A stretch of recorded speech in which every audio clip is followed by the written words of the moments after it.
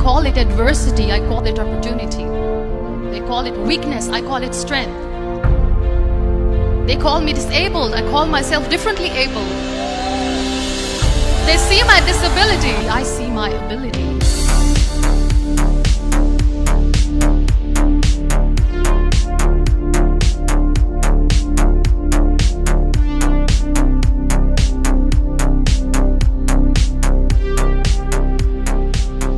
There are some incidents that happen in your life, and those incidents are so strong that they change your DNA. Those incidents or accidents are so strong that they break you physically. They deform your body, but they transform your soul. I was 18 years old when I got married. I belonged to a very conservative family, a Baloch family, where good daughters never say no to their parents. My father wanted me to get married, and all I said was, if that makes you happy, I'll say yes. And of course, it was never a happy marriage. Just about after 2 years of getting married, I met a car accident. Somehow my husband fell asleep and the car fell in the ditch. He managed to jump out, saved himself. I'm happy for him. But I stayed inside the car and I sustained a lot of injuries. The list is a bit long. Radius ulna of my right arm were fractured. The wrist was fractured. Shoulder bone and collarbone were fractured. My whole rib cage got fractured. And because of the rib cage injury, lungs and liver were badly injured. I couldn't breathe. I lost urinary bowel control. That's why I have to wear the bag wherever I go. One day, doctor came to me and he said, well, I heard that you wanted to be an artist, but you ended up being a housewife. I have a bad news for you. You won't be able to paint again because your wrist and your arm are so deformed, you won't be able to hold a pen again. And I stayed quiet.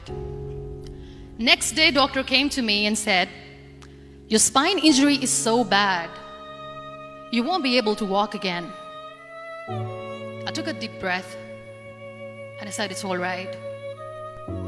The very next day, doctor came to me and said, because of your spine injury and the fixation that you have in your back, you won't be able to give birth to a child again.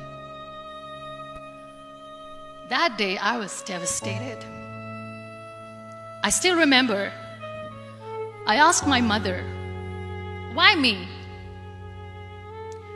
And that is where I started to question my existence. Why am I even alive? What's the point of living? People are scared. They think I will get divorced. What is going to happen to me?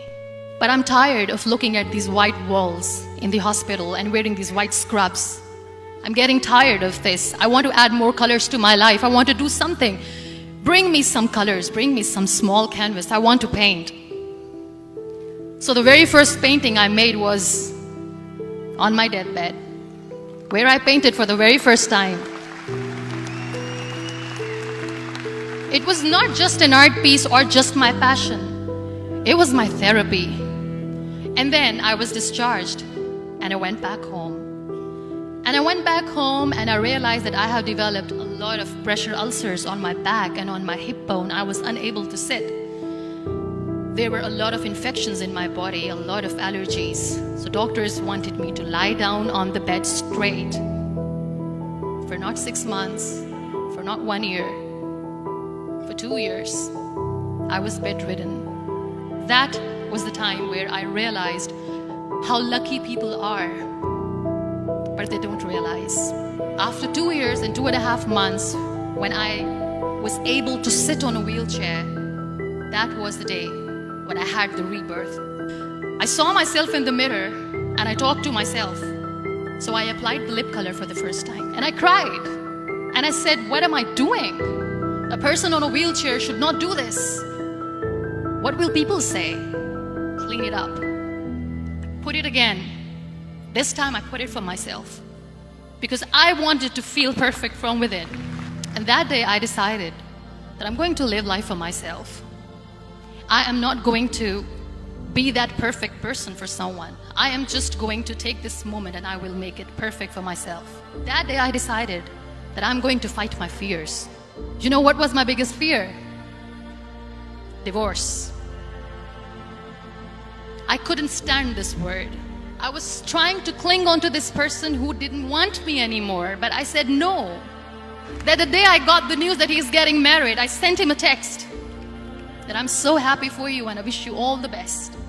And he knows that I pray for him today. I won't be able to be a mother again. And that was quite devastating for me.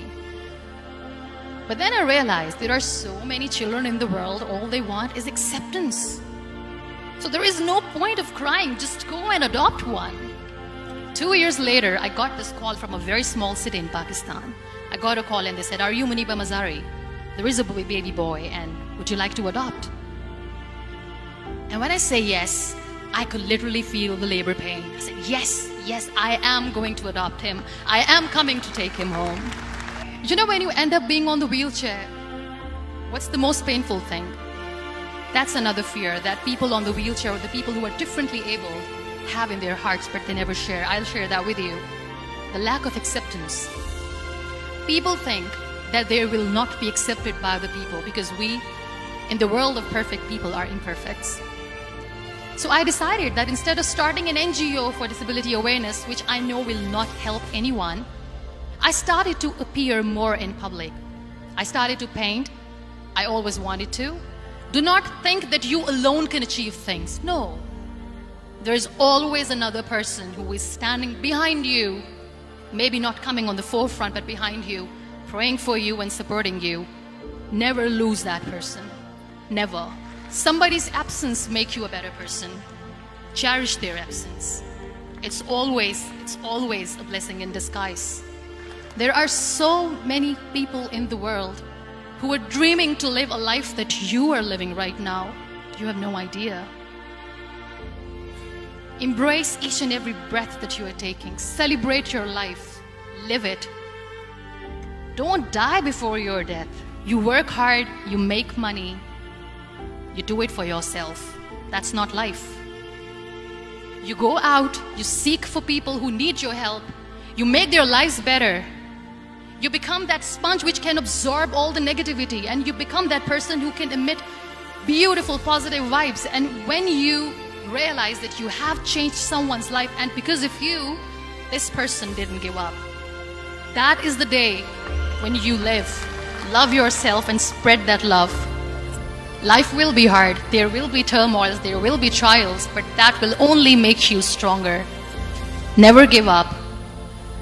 The real happiness doesn't lie in money or success or fame.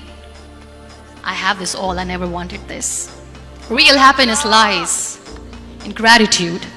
So be grateful, be alive, and live every moment.